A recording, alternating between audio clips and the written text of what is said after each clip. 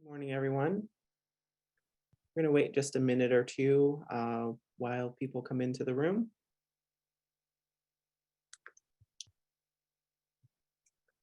Good morning.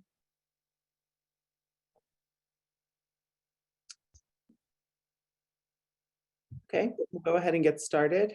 My name is Craig Douglas. Welcome to the Provider Alliance membership meeting for December 2nd. Patrick, I'm here to support Patrick today. So just a couple of quick announcements as we get started this morning. First of all, we'll be using the Q&A function to communicate any questions as they come up during the course of the presentation from Kristen today. So please use that. We will be dropping some files into the text or the chat. So keep an eye out for those.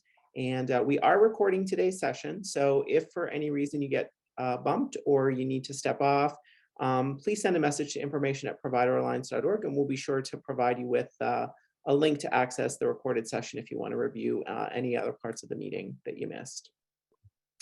And with that, I will turn it over to Patrick. Thank you, Craig. Good morning, everybody. Thank you for being here today. Craig, if you want to go to the next slide, I'm just briefly going to mention the things that we're going to have in your handouts today. So we're going to post the agenda, the Abuse Neglect Registry Task Force recommendations. The official recommendations were submitted on November 30th, so a couple of days ago. So we have those in the chat. We will post them there. We distributed them to all members yesterday. So as we noted in the announcement, there's a few significant changes from the original draft we shared with members in September. And again, I want to thank everybody in membership who either participated actively on our work group or provided comments throughout the course of the deliberations of the task force. We also did a summary of the CMS State Medicaid Director letter. And we also have a copy of earlier this month, the editorial from the Pittsburgh Post-Gazette. So as far as upcoming meetings, if you want to go next slide, Craig, the only thing we'll mention are a couple of TPA things that are coming up. Actually, one meeting this month, Council on Racial and Social Equity is meeting on December 15th. We've scheduled our first meeting of 2023 for TPA on January 27th. I want to remind everybody that the collaborative DSP and IDA compensation survey that we are doing in collaboration with the Center for Healthcare Solutions, RCPA, and the ARC of Pennsylvania. The Center for Healthcare Solutions was willing to extend the deadline to accept completed surveys until today. So if you had not completed a survey, you have until the end of day today, really no specific time, as long as you can get that in today. We've had a very good response to the survey, information, very useful, of course, to us and to you individually, and of course, that we share with ODP, and we're well aware that they make note of as well. So we do want to encourage everybody who has not completed the survey to please do so. And we extend our thanks to everybody who has completed the survey. We've gotten a lot of responses. So we look forward to the publication of that report on January 3rd. And once again, you have through today to submit that information on the survey. So with that, I want to now introduce Kristen Ahrens for joining us today. Kristen has the first hour of our session to be with us. So Kristen, welcome. It's a pleasure to have you as always. Appreciate your time. So I'll let you get right into things here because I know you have a limited amount of time today to be with us. I want to make sure we give you as much time as is available to you. Limited time, and I think you gave me 10 topic areas to cover. So we'll get at them. I did send some slides to guide some of the discussion here, and you can go right into the first one. So let's start with some just updates about sort of big pieces that are moving, and the first of which of those is ARPA. So update on the supplemental payments related to staff credentialing and technology. That did close at the end of October. We received a total of about 275 applications for each of those. Was glad to see that we had sort of a flurry of activity toward the end with providers submitting applications there. For any of you who are waiting for a response, we did get a high volume of them kind of right at the end. So we are still working through those. You should hear shortly on your application. I know there were some that we were going back with some additional questions or clarifications on things, but we are processing those as quickly as we can. In terms of the other initiatives, if you all recall, the very first supplemental payments we had budgeted 200 million for. We only received requests for 145 million of the supplemental payments. So there were only about 650 providers out of our little over 1,000 providers that actually request the supplemental payments.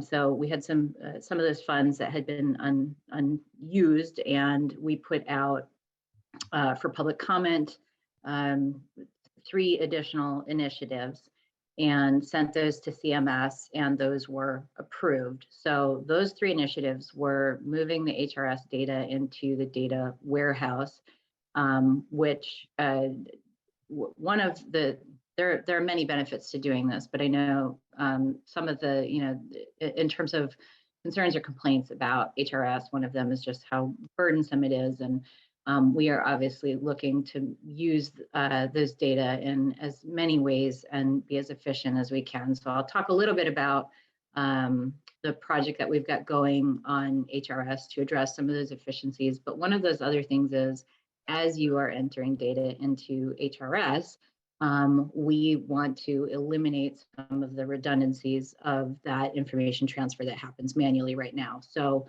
for example, in HCSIS, we have SCs plugging in medication information. When we have that in HRS and it is current in HRS, there is no reason that we should continue to do that manually. So we've already been looking at, as we build out the new enterprise case management system, that we have the ability to pull in some of these data sources that are otherwise manual entry right now. So that's moving all of those data into the data warehouse is the first step of making sure that we can do that. So that project is underway using the ARPA funds. The second of the initiatives we put out for public comment, and we're currently in process of the procurement related to a vendor to support us with this, is a new capacity building institute that is aimed very specifically at a pediatric population and kids with multi-system involvement. So the model here is a little different. We are going to look at then the CBI that you may be familiar with, where it's really individuals that come from lots of different roles in the system, but individuals that come. In this case, the design that we're looking for is teams at a local level that work with children who have multi-system involvement. And some of the content of the Capacity Building Institute will be looking at strengthening those teams and that collaboration at a local level to better serve kids with complex needs and who have multi-system involvement, and then do the more didactic work that we do around best and promising practices. So we're working actually with PDE, OMSAS, OCTEL, OCYF, OMAP. So it's really a DHS-wide, plus PDE is quite interested in supporting this and being engaged in it as well. So lots of planning right now for what the curriculum looks like, and then working on getting a vendor to get that lifted up. And then the third, which sort of has the most immediate impact on all of you, is we did get approved for another set of supplemental payments. These would be for service recovery and expansion, aimed specifically at community participation supports, employment, and supports coordination. So we got the approval to move forward using ARPA funds to do this. Now we have an application in with the folks at CMS who approve our waivers. We submitted an Appendix K to allow us to make those payments, match them, and use them through our waiver program. So We've already gotten a question back. They typically review these applications pretty quickly because Appendix K is related to emergency. So hopeful that we will hear in the next 3 to 4 weeks that we'll have something out to all of you describing what and how these supplemental payments would be available to you as you are bringing people back into service in those 3 areas or expanding service offerings. And significant amount of money that we have put into those payments to try to really support your recovery and expansion efforts. All right, and I've got the question pane open, so if there are questions as we go, I'll stop after the next slide and take questions as well, but I can also try to read and respond as we go. Craig, do you want to back up a second just to sort of follow up? I know, Kristen, it may be too early, as you said, you're still evaluating some of the recent submissions for tech and for training and credentialing. But first of all, it did seem like you did get a flurry. I happened to look at when we reported to membership at the end of September, the numbers were about 100 submissions you had received for tech and about 200 for training and credentialing. So if you got 275 then by the end of October, particularly in technology, it sounds like you got quite a few that did come in. So as far as any surplus from those funds, is there anything that you can comment upon or anything that you're thinking about? I don't have any sense of whether we have a surplus in terms of what we budgeted versus what was requested. I suspect we probably will just by the sheer numbers.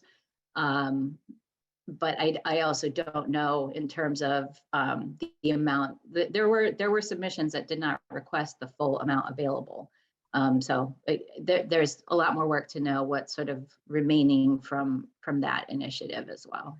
Sure, understood. And then I don't know that we ever got a true total ARPA to ODP number. So is that something that you have available that you can comment on?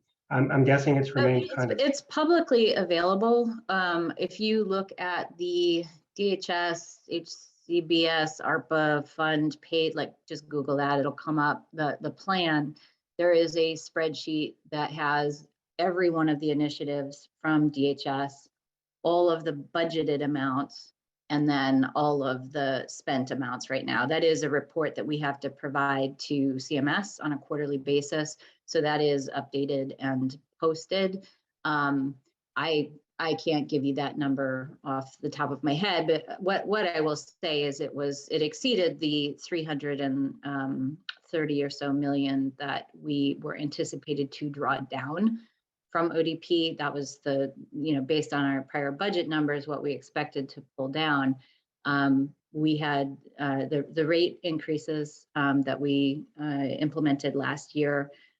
Those were, paid for this first period of time through some ARPA funds. Then we have the supplemental payments. I mean, part of what's sort of tricky about calculating that is ODP has done a very good job of matching all of those funds as well. So we had the ability to do a second drawdown because the rate increases, the supplemental payments all happened during the time period that we could get the enhanced match and draw down more of those ARPA funds.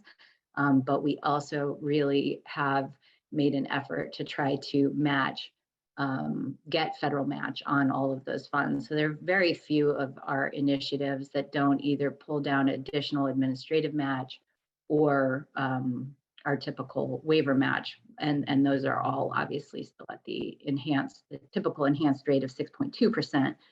So this is a very long way to say, Patrick, I can't give you an exact number. If you want to look at the budget, sure, you can see exactly what we've spent, but our drawdown was our planned spend was well beyond our the drawdown that was anticipated. And you were north of 400 million. I feel pretty confident. I think your original list of initiatives was in the low fours. Well, half a year of the rates and the retention and recruitment initiative was I think 400 million between the two, and then all these other additions. But as you say, I know that the report on the DHS site, the ARPA plan, is updated. So we'll take a look at that. And thanks for the commentary. Yep. about exactly how things go and the additional match and so forth. So with the Appendix K, so that I think was proposed, but I just want to be clear, that those would be supplemental payments made in those areas. They would be, and I can see Bill's question here, they would be one-time supplemental payments. So yeah, you know, aside from the rate increase, there isn't really anything where we have General Assembly agreement that there will be, you know, a continuation of payments. So beyond what's available through ARPA. So those are definitely one-time funding that are contemplated. Okay, and you may have this later, so if you want to comment on later, fine. But the enhanced rates under Appendix K for CPS. I'll talk about where we are with the PHE and Appendix K in a minute here. Okay, all right. Thanks, Kristen. Yep. Okay. So we can go ahead to the next one. So in terms of our waiver renewals, we are still waiting for CMS approval of the waiver renewals. I'm somewhat confident we will have those by January 1. We are down to questions that should really not delay the approval of the waivers. They're kind of minor technical issues. So hopeful that we will actually have a waiver renewal January 1. We are in our second 90-day extension. Obviously, if we are at any risk of not getting that renewal approved by the feds, then we will go ahead and submit for another 90-day extension. So I think just in terms of providers in your operations, it shouldn't, that there should be no impact here.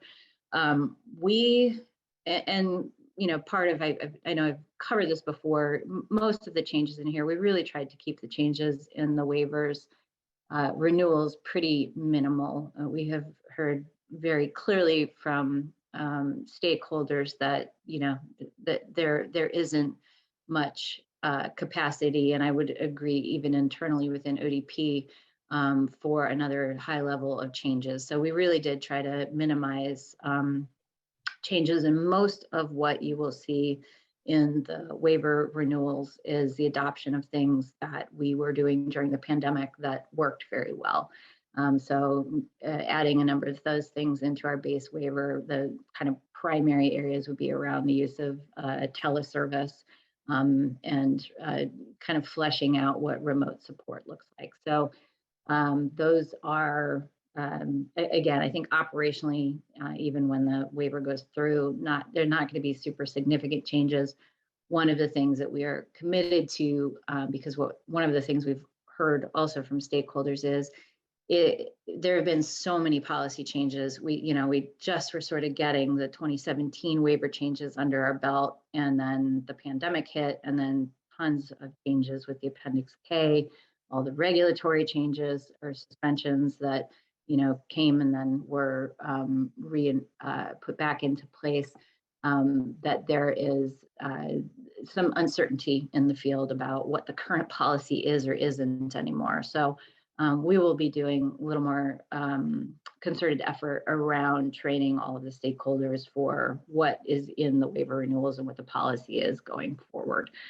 That will be slightly complicated by the fact that we'll still be under Appendix K when that happens. So there'll be a couple areas where we will have some flexibilities that will go away, but for the most part, I think we can do a nice sort of level set and build some foundation about what our policies and procedures actually are going forward, and try to get everybody kind of back on track and feeling a little more solid about the policy stance. All right, next one, I'll talk about PHE here. So we have, and I definitely will need all of these dates, Patrick.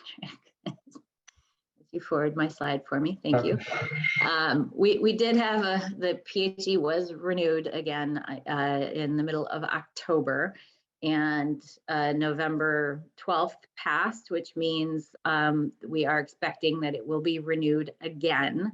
That the January 11th will not be the end of the PHE. The Biden administration has been very clear they will give us 60 days notice before before the end of a PHE.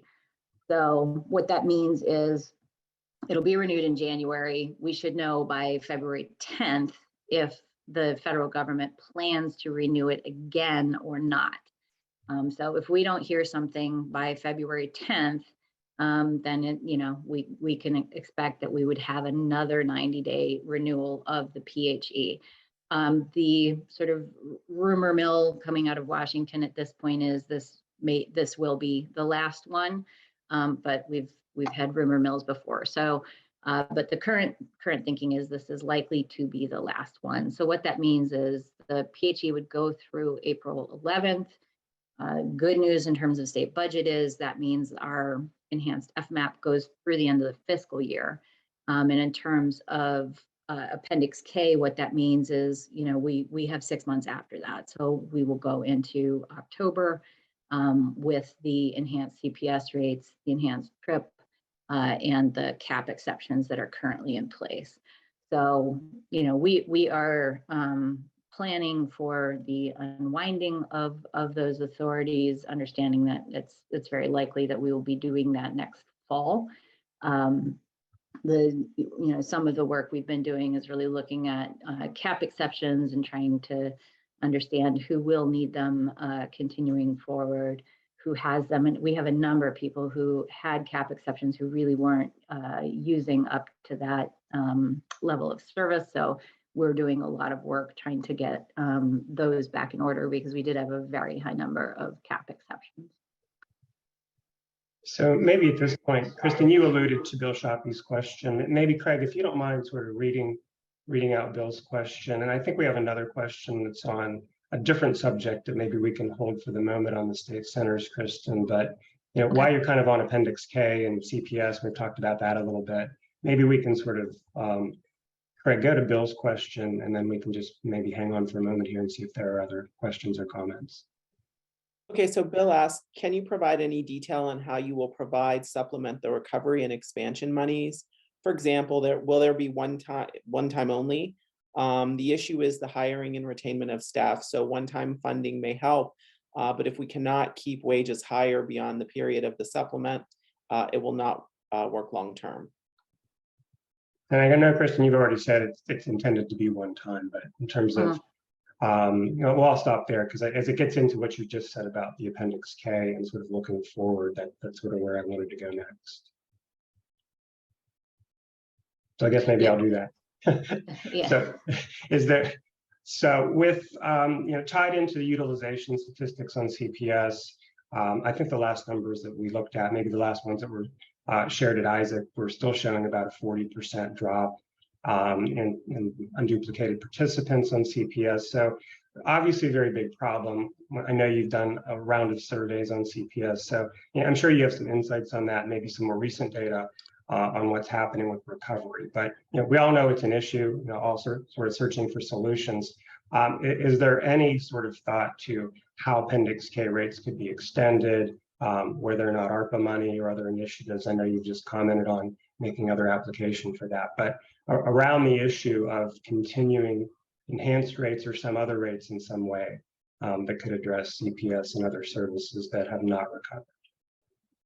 Yeah, and at this point, what we have is this set of supplemental recovery expansion payments for CPS. At this point, the enhanced rates go away when the PHE ends. Well, sorry, when Appendix K ends. The enhanced rates for CPS and transportation TRIP go away, and the rates that were published back in February for CPS would be instituted. So I know I heard yesterday I was with the Alliance of Community Support Providers in the Southeast region and heard from that group about how problematic that's going to be. I know there's some studies being done right now, some cost-based studies, and it sounds like we will be receiving some data and some additional information from providers related to the concerns about what happens at that point. But at this point, we do not have, there is nothing in place after that for any kind of enhanced rate. Okay. And the enhanced rates that are in place should remain in effect through July then? They will, no, beyond July. I mean, at this point, we are expecting, because of the way the Biden administration has communicated, we are expecting another renewal. Sorry, I'm coughing here. We are expecting another renewal. The enhanced rates will be in place for 6 months after that renewal. So at this point, we have expected the end would be April. So that means they would be in place until October. Okay.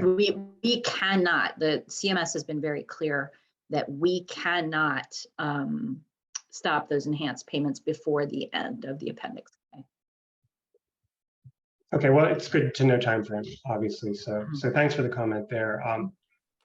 Craig, I think I see a question, I think, related to state centers. I know we had sort of listed that as an item. Do you want to cover that now, Kristen? Anything Yeah, let me give an update on where we are with state centers. November 30th is no longer our closure date.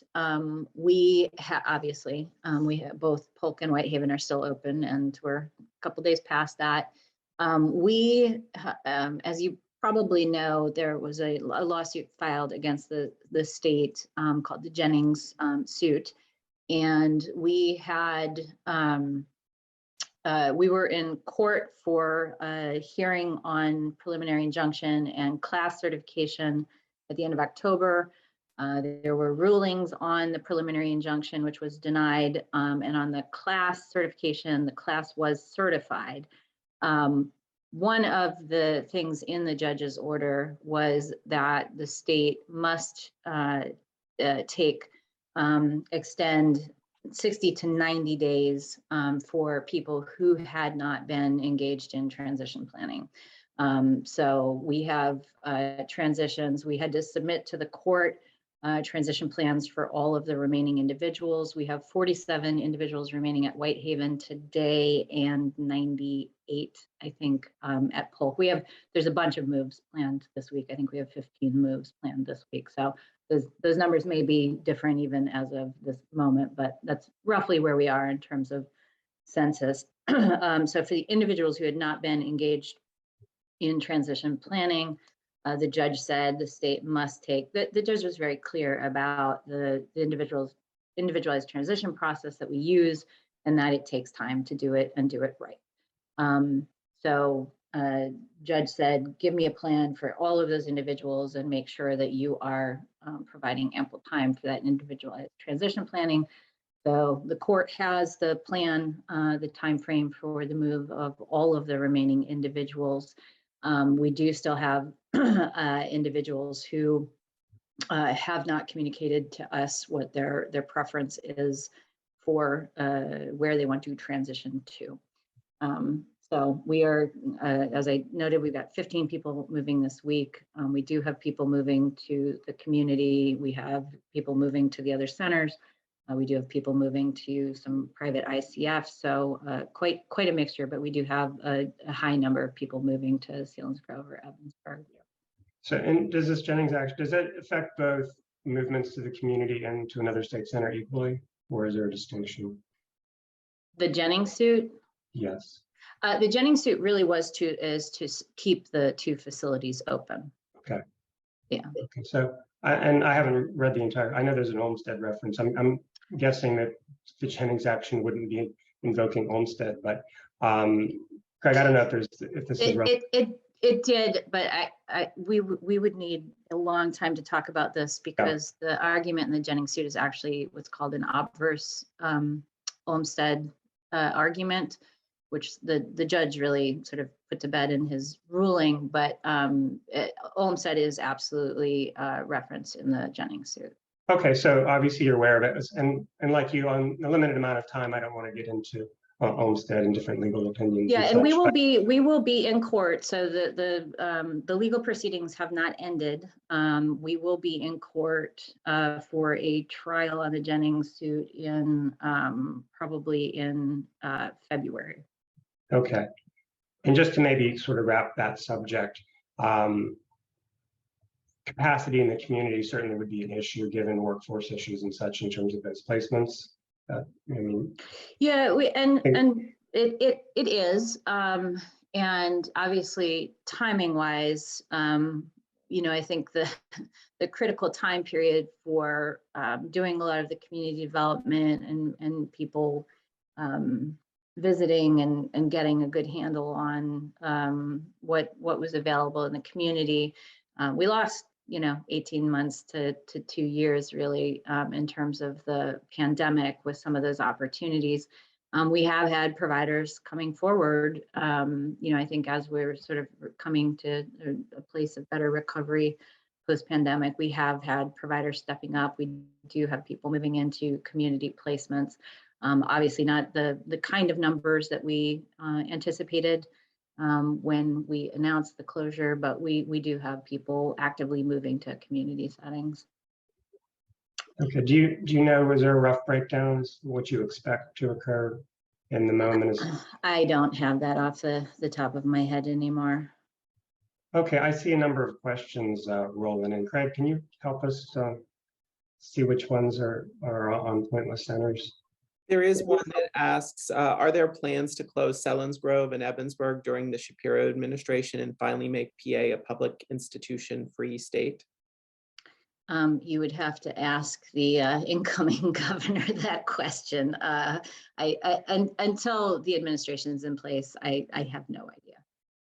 Yeah, I cannot answer that. And I think that's related to state centers.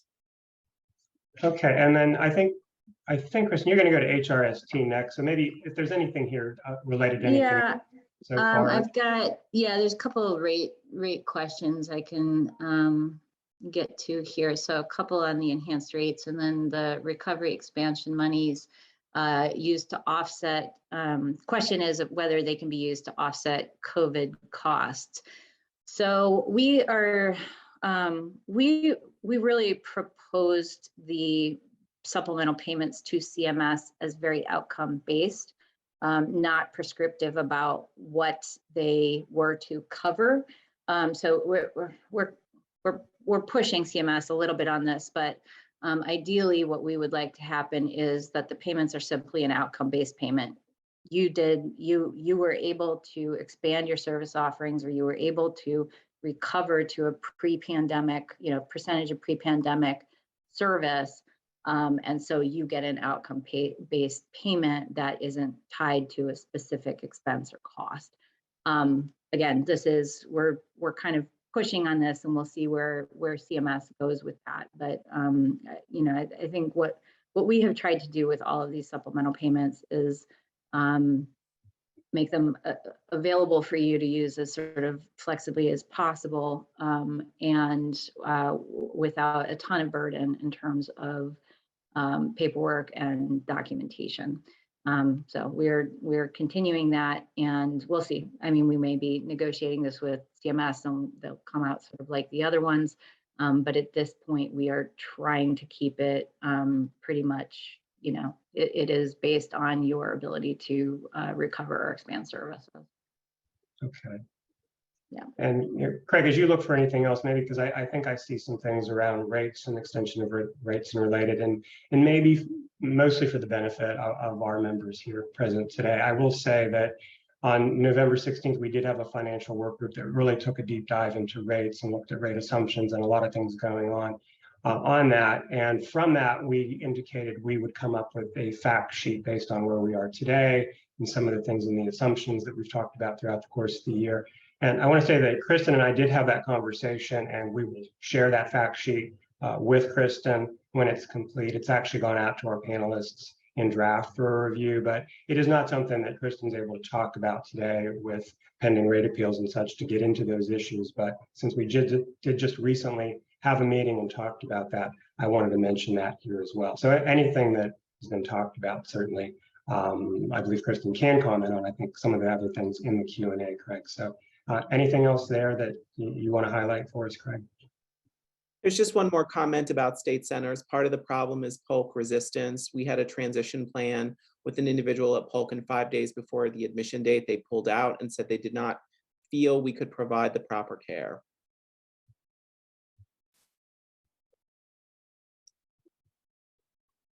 Yes, and Dan, you are you are not alone.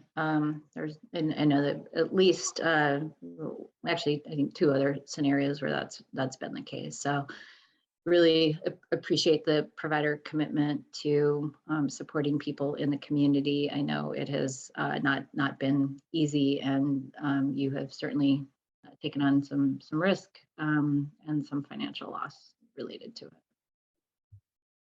Yeah, I think we all agree, workforce being the main impediment.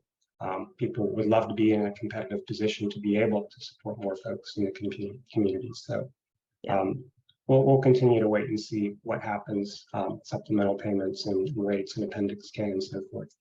Okay, so Craig, let me know if there's nothing else, we can move on. Otherwise, we can still hold here if there's some questions that are open. There are a couple questions about the CPS rates. I'm sure we can, Kristen said she'd get to that in a minute. And there is a question. Craig, there's not a whole lot more I can say about the enhanced rates. I know Patrick will share back with me the data that you guys collect. I know other associations are doing the same thing. So,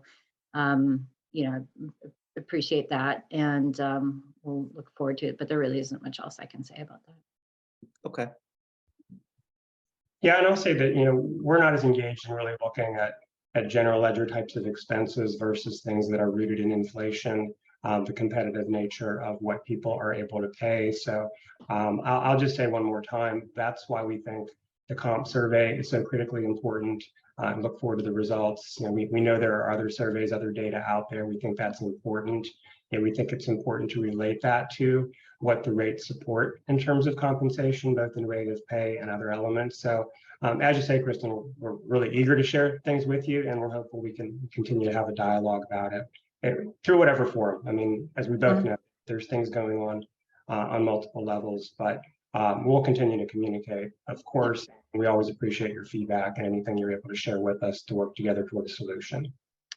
Yeah, and I'll be very eager to see the results of your compensation survey. I know PAR, Max, and Community Alliance published theirs.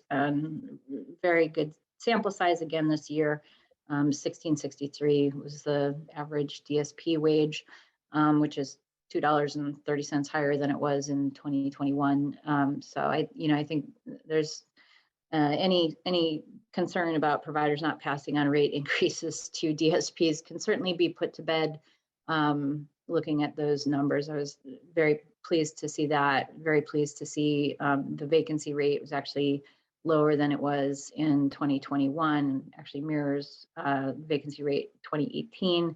I do know that the way that question is asked isn't about pre-pandemic capacity. That's a different question related to complement vacancy. But the other number that I thought was encouraging that came out of that was the turnover rate, which was 55% last year, was down to 35.7, which again mirrors more 2018. Still not great. I mean, that's a terrible turnover rate, but certainly a hell of a lot better than what we were seeing during the pandemic. So some Sure, encouraging movement in the right direction, at least. Yeah, good. Good to see validation. I know that's sometimes been questioned historically. Does it really go to DSPs? It's the only place it can go, to really shore up workforce. And an argument I know you've heard and are very well aware of. Issue of course being, are we yet competitive in the marketplace? And what happens to those numbers as these rates remain in effect until January of 2025?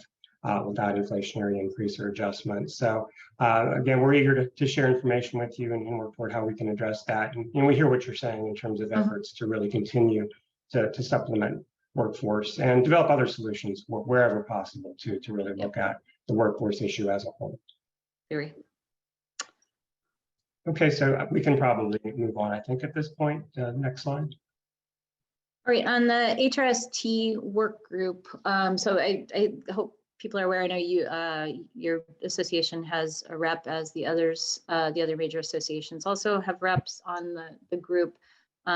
We, in an effort to really look at the sort of burden and where we can have efficiencies within our system. I already mentioned, some of what we're doing on the the data end and how we want to use enterprise case management to really implement some additional efficiencies. But one of the other things that we pulled the group together to do was to look at HRST and the requirements around assessments, lifetime medical history that are in the 6400s. So the group has been looking at that. So work group plus the folks from Intellectability, and Intellectability did a demo this last work group session about how some other states are using forms within their platform.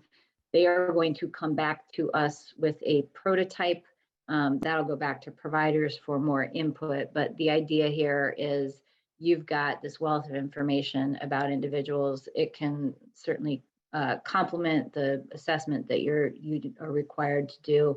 It can also provide a nice, should be able to provide a nice document in terms of that lifetime medical history, and potentially be a nice support for DSPs and for interface with medical professionals. So looking forward to what they come back with in terms of that prototype and any feedback with providers, but we're very committed. There's, you know, really incredible and useful information within the HRST, and we want to take that and make it as usable and create as many efficiencies as possible for all of you. So do you have any expectations, Kristen, of, maybe you just said it, so I'm sorry, what you expect to get in terms of the Intellectability platform? Will it have capabilities of integrating elsewhere, or are you sort of just waiting with some of the general guidance that's been given and delivered from the work group? Well, I mean, I think we have sort of two sort of immediate things that we're looking at that should be useful. One is that interface into enterprise case management. And enterprise case management, we are close to having a vendor in place to start building the HCSIS replacement. We had to procure a platform, we had to procure a programmer. So we're working on that. We've been, you know, a lot of work has been done around the business requirements and the user stories for what that will look like. And there will be some additional feedback as we get closer to actually having our system integrator in place to do the actual programming. There are a number of questions, and I think questions and design features that will go back to stakeholders to provide some additional input on. So that will be coming over this next probably 6 to 9 months, I would guess. Maybe 3 to 9 months. I hope 3 to 9 months, but again, we're in a procurement to do that. So in the, you know, within this next year, there should be some work related to that. So I do think there is a lot of usefulness that we can have from those data being pulled into enterprise case management that will really inform teams and supports coordinators and eliminate a lot of manual work right now for people in residential. Yeah, certainly.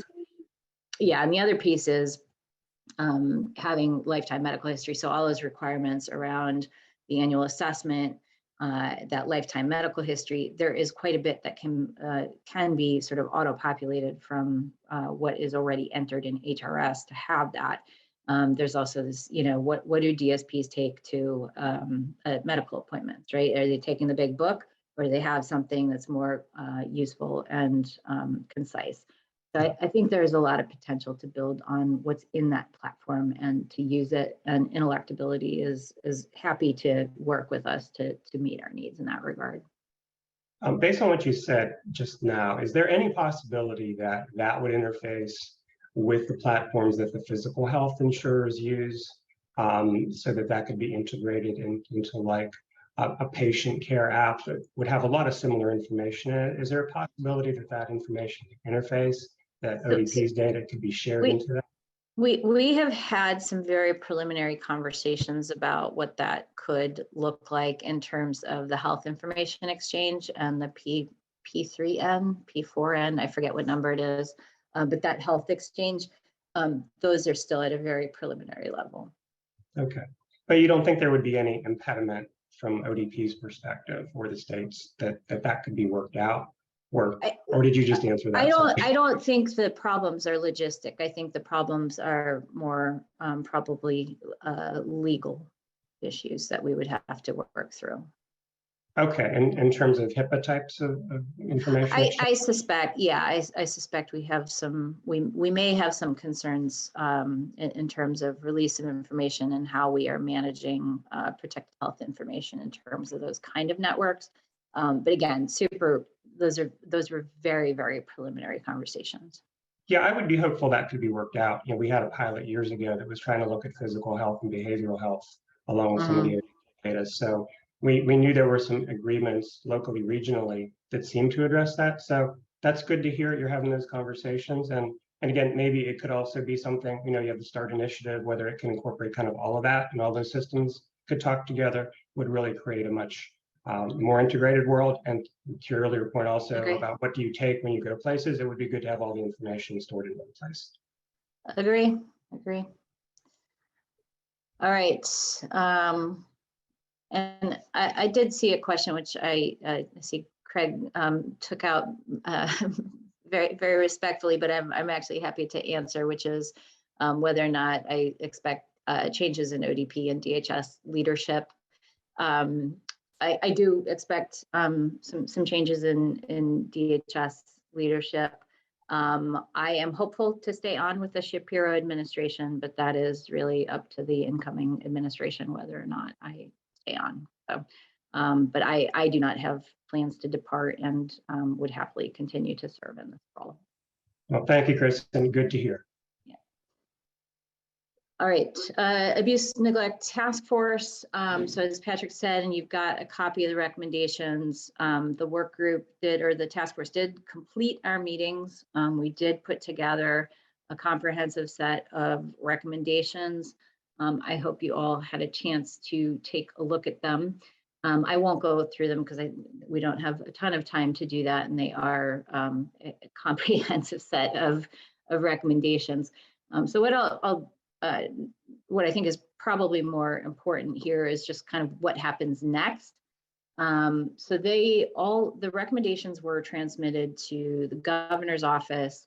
They will be provided to the transition team for the incoming administration as well. They were provided to the Secretary of Aging because Aging oversees OPSA. They were provided to our current secretary within DHS. They were provided to the Human Services Committee in the House and the Health and Human Services Committee in the Senate.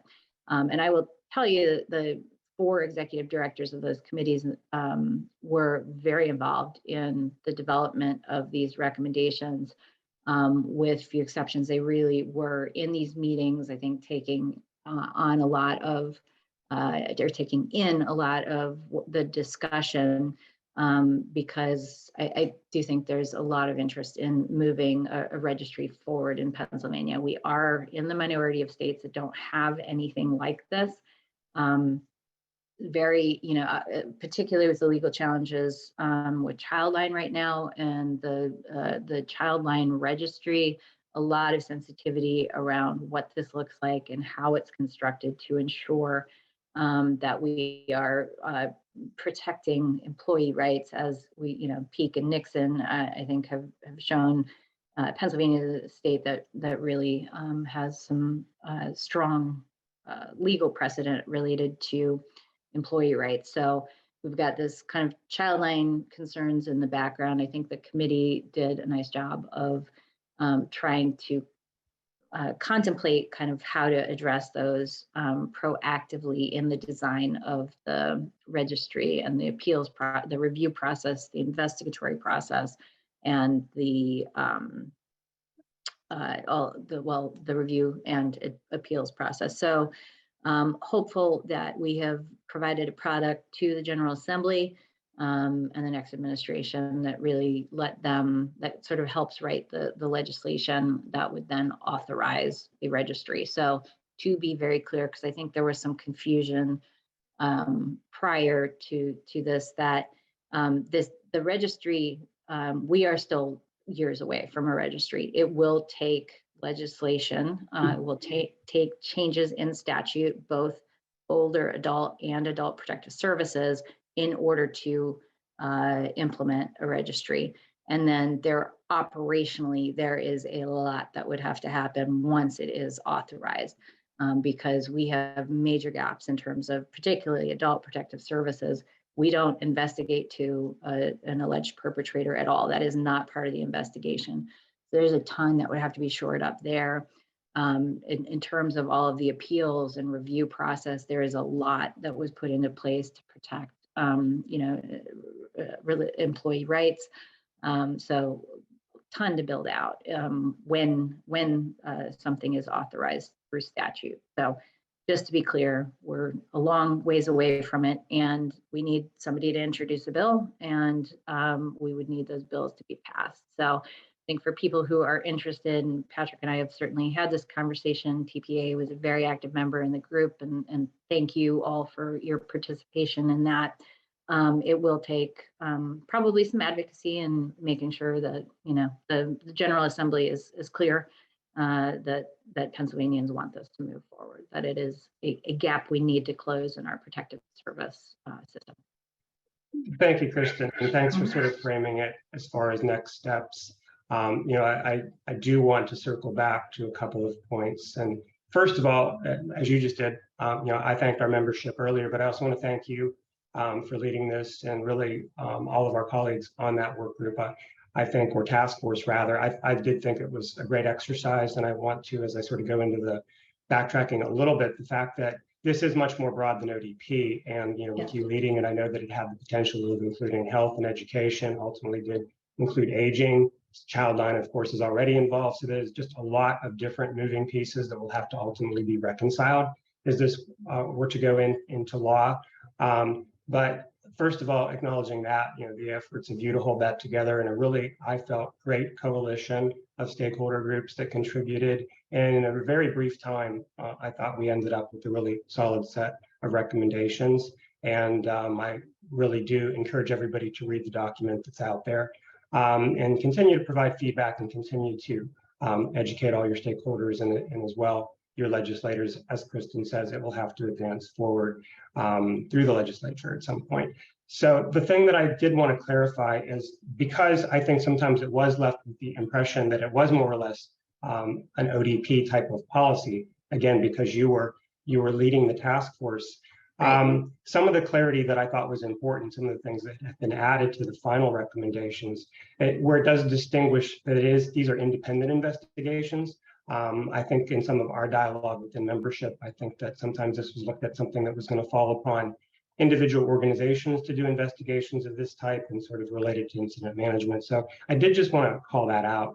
You don't need to say anything more about that, but I did think it was important that members understood that. I think we had a lot of conversations about it here. Ultimately, I think it's made very clear in the recommendations that this is an independent review, and organizations aren't going to be required to make these recommendations to place somebody on a registry. Correct. Yeah, great. Thank you. Mm-hmm. No, thank you. So I think if that's it on registry task force. Yeah, Craig, and do we then have a question? There's none. Okay. I'm sorry, Kristen, you were gonna. Oh, I was just gonna say, we got 7 minutes to talk about the core measure set. So I'll breeze through this as quickly as I can. Okay. So back in July, CMS released a state Medicaid director letter with a framework for a HCBS measure set. And the reason for this really is in all of the Medicaid programs, like when you've got, physical health, behavioral health, you have HEDIS measures, which, give everyone a sort of standardized way of looking at performance and quality across the program. And then you've got home and community-based services out there, $125 billion a year, more than 7 million Americans have some service they're receiving under HCBS. And we have no standardized way of looking at quality across service delivery systems. We have no standardized way of looking at sort of participant outcomes across that. So CMS for the last year and a half, probably 2 years, has been trying to establish a framework to do this, and they published what the framework, the beginning of the framework, I guess, what that will start to look like back in July. So you can go ahead to the next slide. What the measure set is really focused on. So this would be, the idea here is that we would be in home and community-based services replacing what happens now, which is states, for each of the assurances and sub-assurances, states tell the feds what they're measuring, how they're going to measure it, and then we all have to have 86% compliance or better with those measures.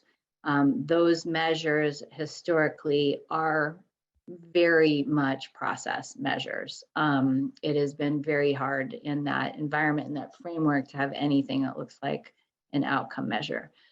So CMS is really trying to kind of shift the way they're looking at quality, both to get at that, can we compare programs? Can we look at outcomes across the whole of home and community-based services? And in particular, the areas they wanted to focus on, and these are assurance areas, the service plan, health and safety, and then some other priority areas for CMS, access to services, rebalancing, which our system isn't as much involved in that. That does hit on long-term services and supports. We are, I certainly in comparison, fairly well rebalanced. We've got less than 5% of people that are living in institutional settings in our system. And then community integration, very clearly tied to the settings rule and how the feds are thinking about their measurement of home and community-based settings rule compliance. You can go ahead to the next one. So, and I've hit on most of the purpose here. I think the only other kind of remaining things that they're trying to do with this home and community-based measure set is also trying to address issues of health equity and disparities. So part of what these measures attempt to do, and what they've said in this document, is states should be sampling a large enough sample so that you can look at program performance across age, race, geography, et cetera. Which I'll talk about in a second, because that definitely poses a problem, even I think for Pennsylvania, where we have a much larger sample than any other states in terms of our beneficiary experience survey.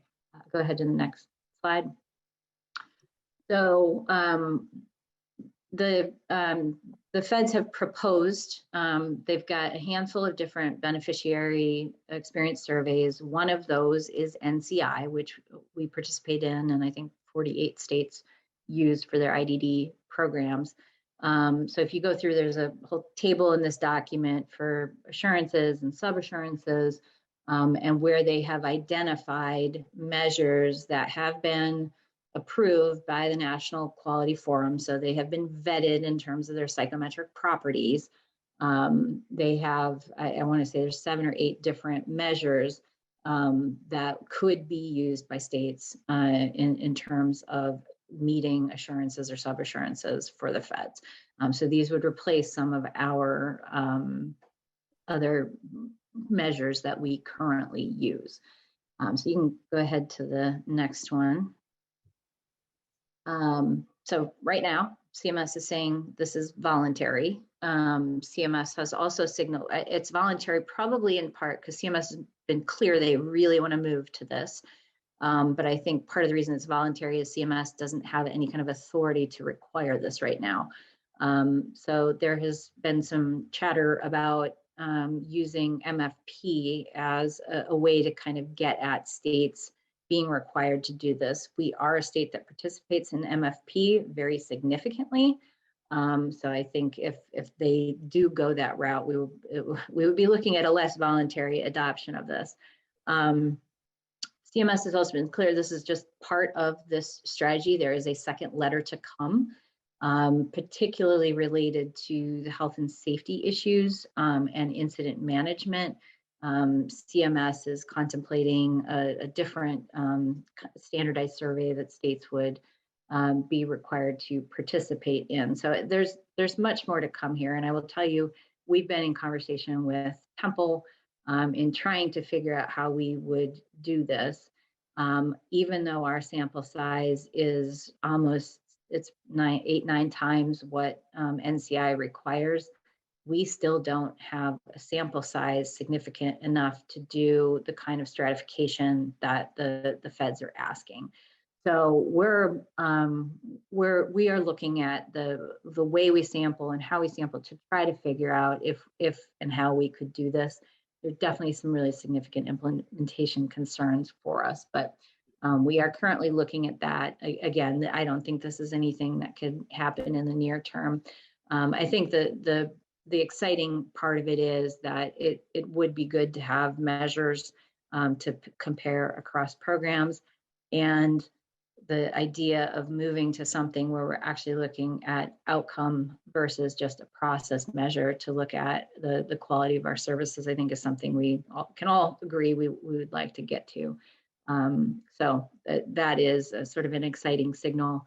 Certainly complicated. How is CMS, how will they enforce this, right? So if we take, a measure about,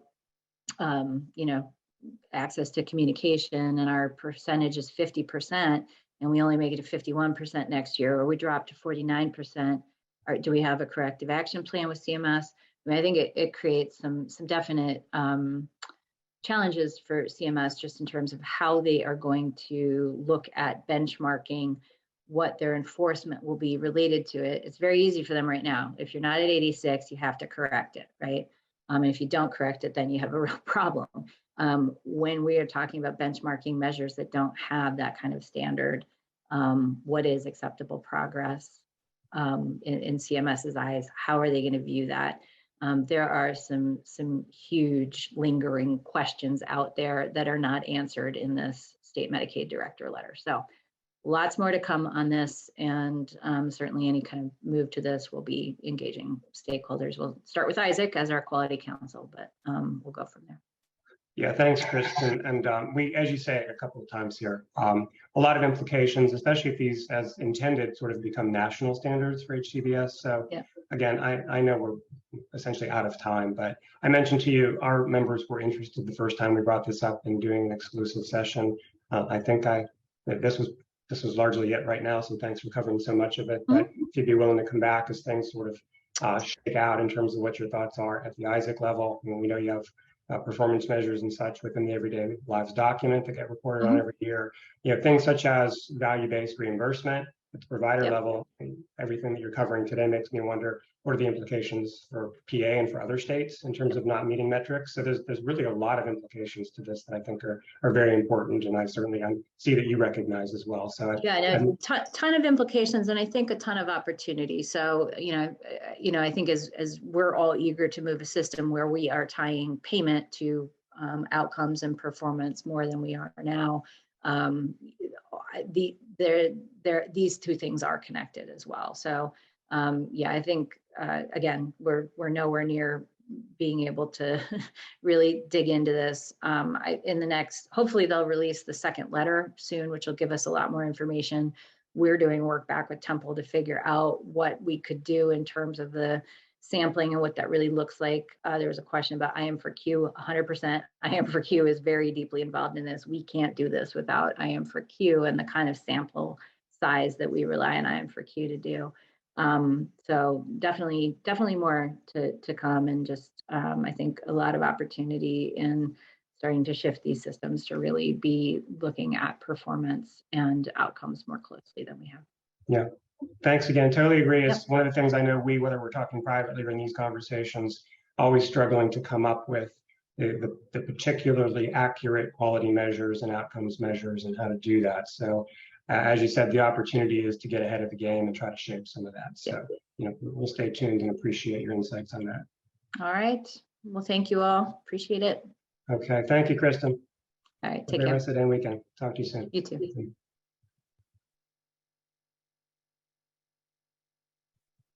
Okay, so we are going to continue with the rest of the agenda. So, Craig, I don't know if I think I saw a question in there related to the DSP numbers that Kristen was citing. I think I can answer that in terms of any of the surveys that I am aware of are certainly looking at DSP compensation overall. Some of them may try to slice that by certain service areas. I think most of what we've learned recently is DSP comp has really been something that we've been addressing more globally.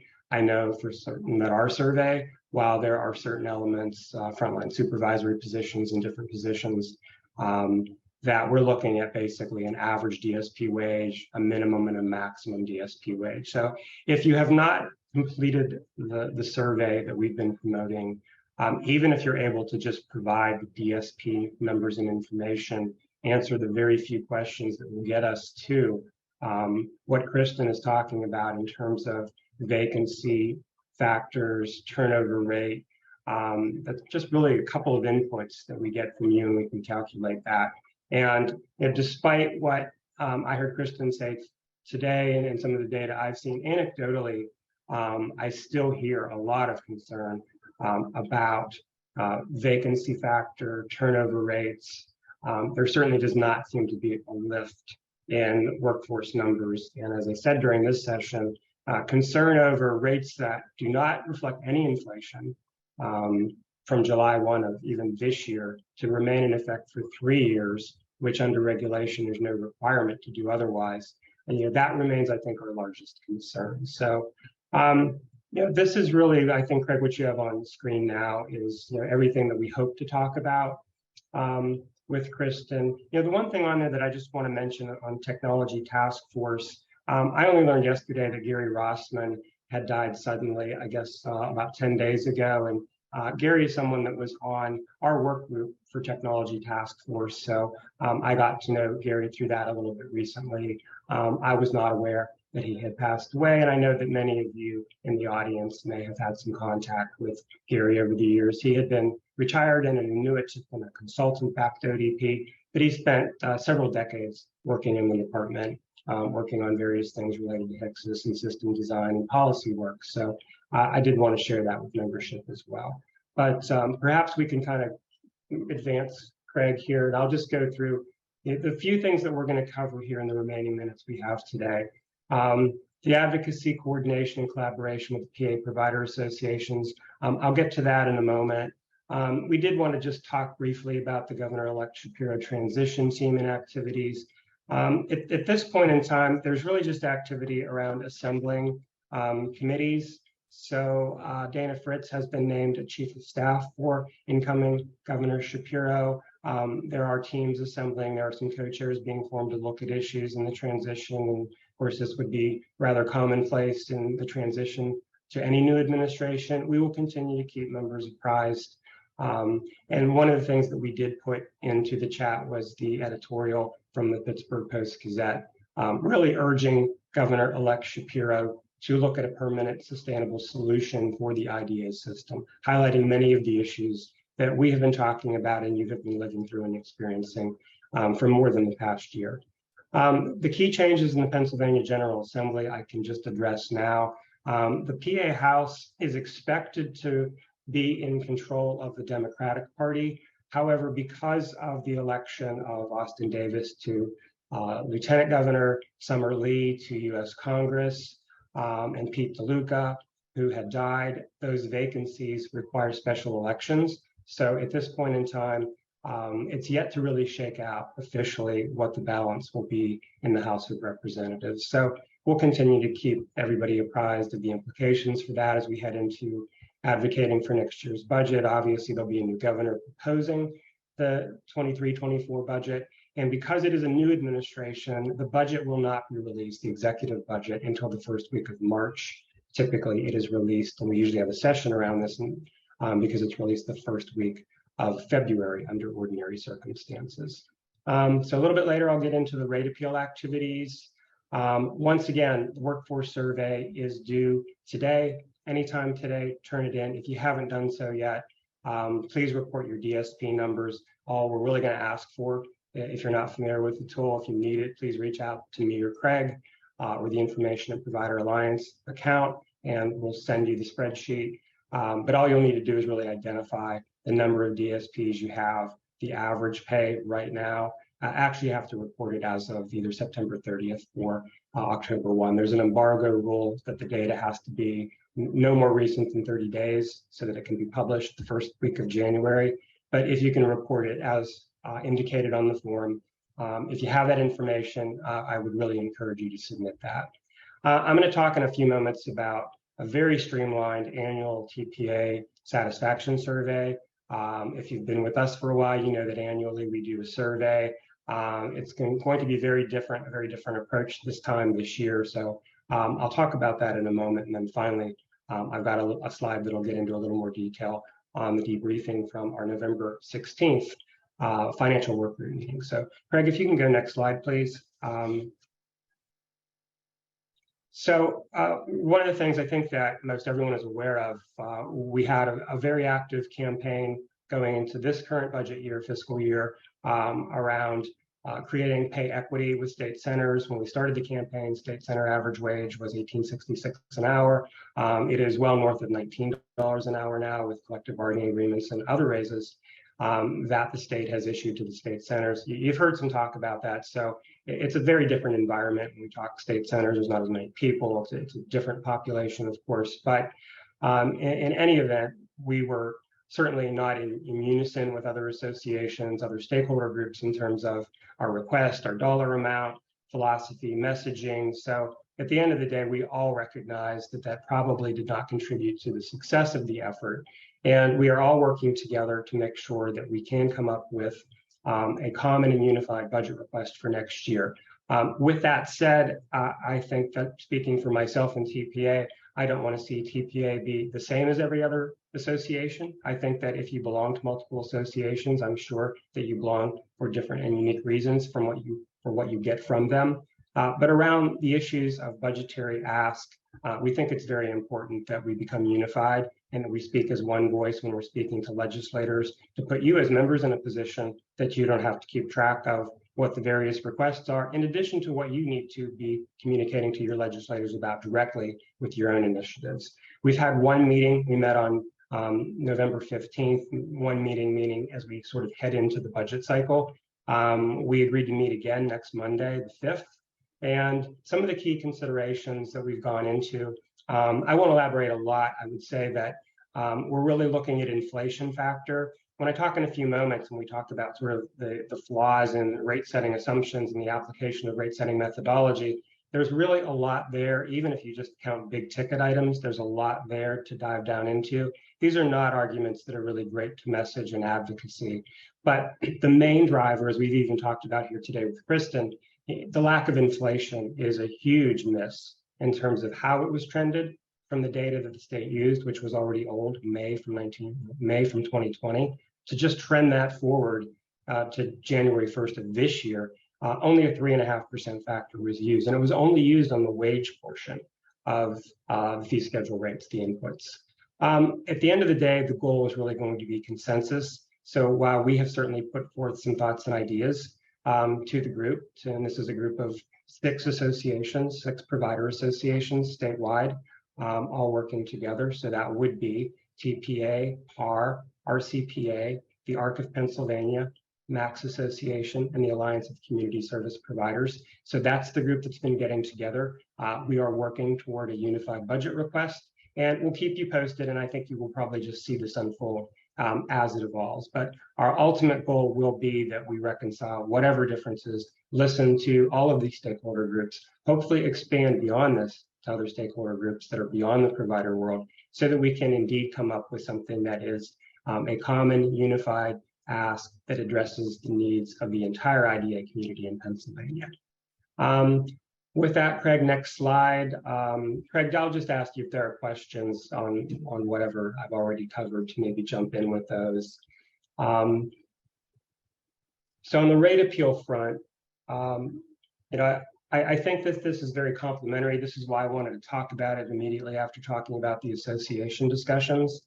So what has evolved here, and TPA has a group of 14 members that have consolidated appeals. We are aware that there are other TPA members that have either filed individually or belong into other appeal groups. Overall, it's been reported, and I've not heard any correction to this number, that from the outset, and if you recall, once the rates are published, which they were published in February, there's only 30 days to file appeals. So the number that was reported after that window closed was 75 appeals. I've never heard that number be corrected or amended in any way. So of the number of attorneys who are representing providers that we are aware of that are speaking now weekly, we're representing 65 of those 75 appeals. And I think there is a lot of leverage and a lot of opportunity to do information sharing, resource sharing, which is absolutely happening. There's a lot of collaboration happening among these 6 attorney groups. This involves legal strategy. So to be clear, these are attorneys talking about legal approaches that can be taken both within the appeal process through the Bureau of Hearings and Appeals, and also outside of that process, and also discussing what could be done just in terms of approaching a new administration to highlight the importance of this issue. So it does indeed tie into the advocacy work, recognizing budget cycle, how much time we have, what's the strength of the case, and all of those things are being factored in. But it's good that the attorneys are talking, and it's good that they're also aware of what's happening at the association level and other discussions and other information gathering that's happening toward getting an increase to the rate. So the final thing I will say there is uniformly, all of the attorneys and all of the groups at this point in time are looking at a remedy being to correctly go back and redo the rates. And that's probably more from legal doctrine. That's how attorneys would approach a situation like this. There is no discussion that we're just looking for one-time lump settlement money for people who filed appeal to maybe bridge a gap that was created by the deficiencies in the fee schedule. The outcome, the remedy that we're seeking in terms of legal action through appeals is to correct the rates. And I think that probably at the end of the day, that would be the consensus of the associations to make sure that rates are adjusted and can remain current with inflation. The last thing I'll say, last item on the slide is, these are attorneys representing provider members, and all of these attorneys either represent members and associations or both, and all of them have a very keen understanding of Pennsylvania politics, and the Department of Human Services. So they're very skilled and experienced doing prior appeals, being involved in other provider litigation, and knowing the system and knowing what happens in PA with respect to IDA services. So I'll go on to the next slide, Craig. So the workforce survey, I've really already said everything I probably need to say about it. These are our collaborators. The Center for Healthcare Solutions is really the processor on this. So we have engaged with them. They have an IDD component of their membership. So their members have been invited to attend. Many, if not most, if not all of their members happen to be TPA members. So historically, these have been larger organizations. But again, to some of the points that I've heard today and some of the questions and points that have been raised to me throughout the appeal process, this is very much intended to be a balanced approach in terms of gathering data. Of course, the survey serves a lot of different purposes, but we want to make sure that all services are represented, DSPs who provide services in all of those service areas are represented, and that we have good data on that. So, that's critically important that we have that. If you participate in the survey, you will get the full published report, which will have a lot of great information. I am sure we will find a way, as Kristen acknowledged, in terms of getting summary data and executive summary from the overall numbers. And I will lastly say that your information will be protected. So there's no disclosure of your personal information, even though, of course, you will submit this form with your personal company information. It will be aggregated. The rules that Center for Healthcare Solutions has it, if the data is below a certain number to establish credibility, it can't be used. I believe at this point, we're at the stage where all of the positions have enough data because the survey has been open for a while now. But there's a lot of rules that they have to follow. I mentioned the embargo rule earlier today. So that's something that we have enough data. If we get your information, it helps make it a more robust report. I think it also helps make it a more credible report. If you've done another survey, I think it also gives balance to that information. I think when we've in the past done separate surveys, they've always come to very similar conclusions. Last year, maybe it was the year prior, I do believe it was last year, we ran a survey in the midst of ARPA, PAR ran a survey in the midst of ARPA. I think we were off by a couple of pennies between the two. No surprise, we're pulling the same information from the same group of providers, largely doing the same services, being funded by the same fee schedule. So I don't think there's any risk or danger that these are going to have very different findings, but it's helpful to have multiple, very robust, very well participated in surveys that we can use in our advocacy and for your purposes as you look at certain information and data that help you run your organization better. Next slide, please, Fred. So the survey typically that we've done around this time of year, and as we prepared to look at what we would do this year with the survey, again, with so many surveys, I just talked about one at length. We know there have been multiple surveys throughout the course of the pandemic. We've really converted this year's survey to be something that is not any sort of information that you have to report on about your organization. So in the past, a couple of surveys ago, we asked you to dive into demographic information for your workforce. We've always asked certain questions around your number of employees, the services that you provide, where you provide those services. At this stage, we really believe that we have a good profile of TPA membership. And for information that we don't have, and we don't get 100% participation in surveys every year anyway, we have access to other resources that can help us build the profile if we feel that we need to tweak it. For the past several years, member responses have indicated that TPA members provide services in every county in Pennsylvania. We don't expect that to change. We don't expect numbers to change significantly. So essentially what we're asking you to do is basically do a survey that would be similar to a customer experience that you had when you had your car serviced at the dealership or any other experience you have for customer service. There's a few questions of that type. There's a few questions because we do really want to get into having you provide us with feedback that help us to learn about what you need and to improve.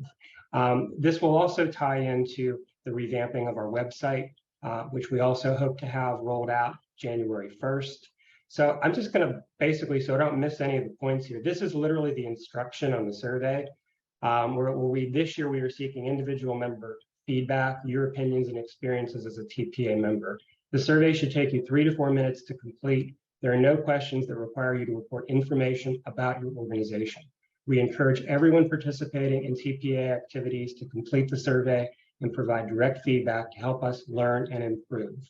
So if you've had the experience I've had where somebody tells you, you're going to get this survey and please, I need 10 out of 10 or I fail, this is not what we want here. We really want to hear from you in terms of what are we missing? What improvements do we need to make? And we want to take that information so that it's useful, so that it helps us deliver information in real time to you and the resources that you need. So, Craig, I'm going to stop there because I know you have been the architect in putting this together in SurveyMonkey, and I just want to give you an opportunity to comment if you like on any of it. You don't have to go through questions, but I know the way we have it structured is we're going to ask you some basic questions. We're going to ask you for some simple ratings.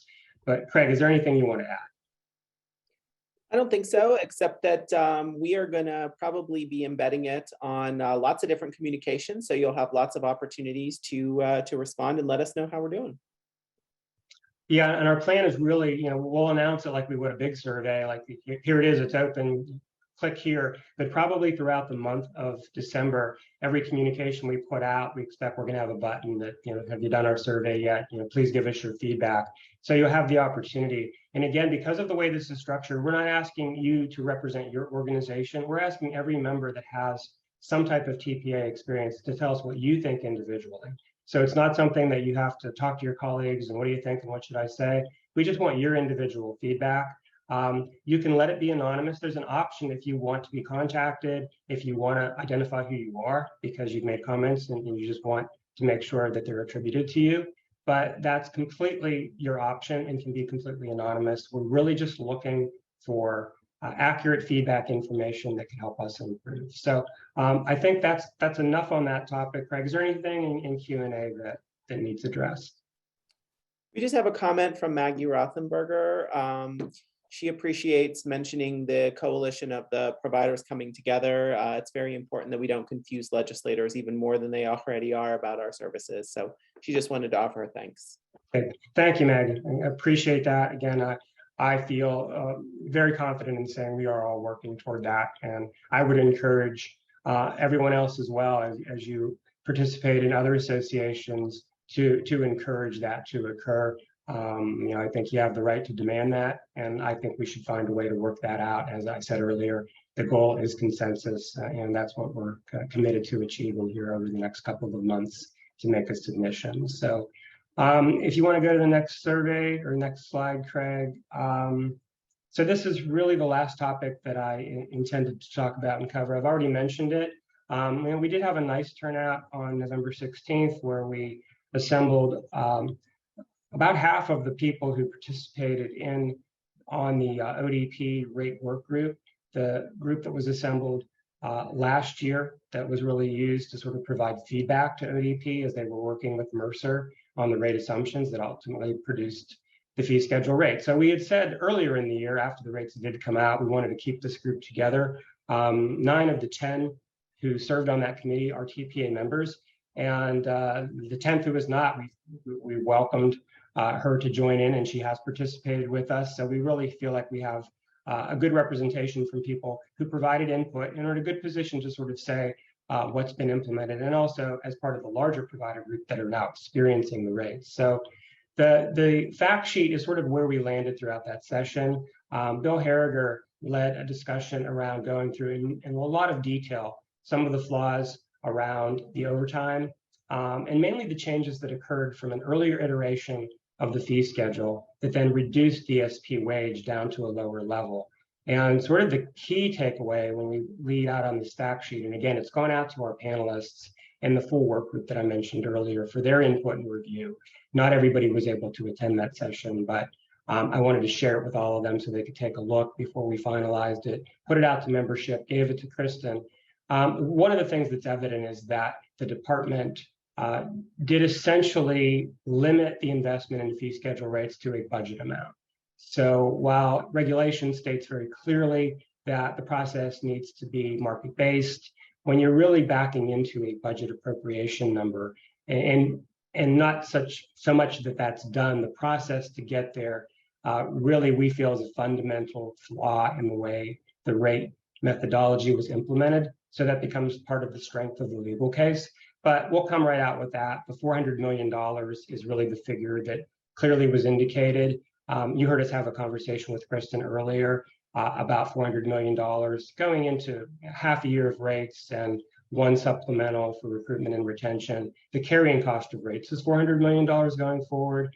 But we really believe that ODP took the ARPA money and used that to do the rates in the 21-22 fiscal year, and really limited any more investment to just that $400 million.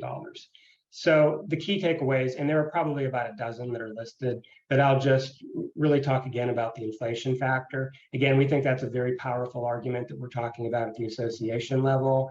At the November 15th meeting, we really talked a lot about the lack of inflation, the understatement of trending, what if it had been taken through the end of the 3-year period, which clearly was a fair ask to make, given that it was a fee schedule that was more than likely to remain in effect for 3 years.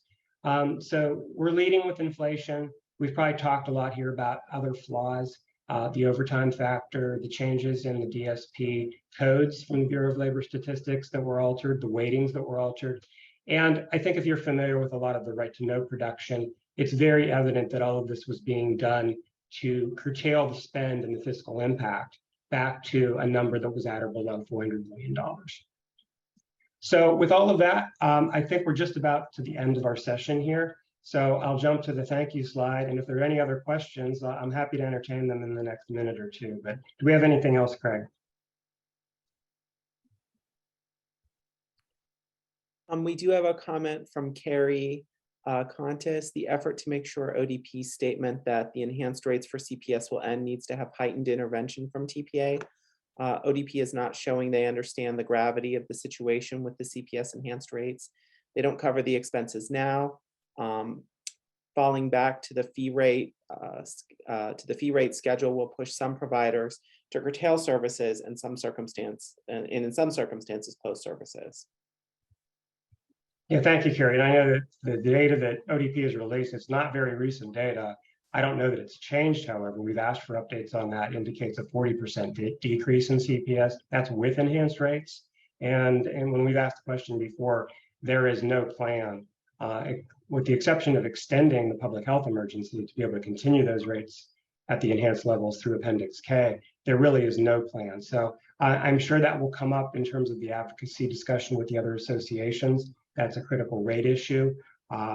Insufficiency of rates and the fact that if you take 40% reduction, even if it is a 30% plus enhancement in the rates, that's what people are getting now, and it's still producing a lack of recovery. So point well taken and appreciated. I think that's it. Okay, well, I want to thank everyone for joining us today. Have a very happy, healthy holiday season. We will be in touch as always with any new information. Last call from me, please, if you haven't completed the comp survey, please take a moment today and take a look at it. If you haven't, reach out to me if you have questions. And please take the opportunity to give us your feedback on the TPA satisfaction survey. And with that, thanks again, everyone. Have a great December, great holiday season, and we'll talk to you soon.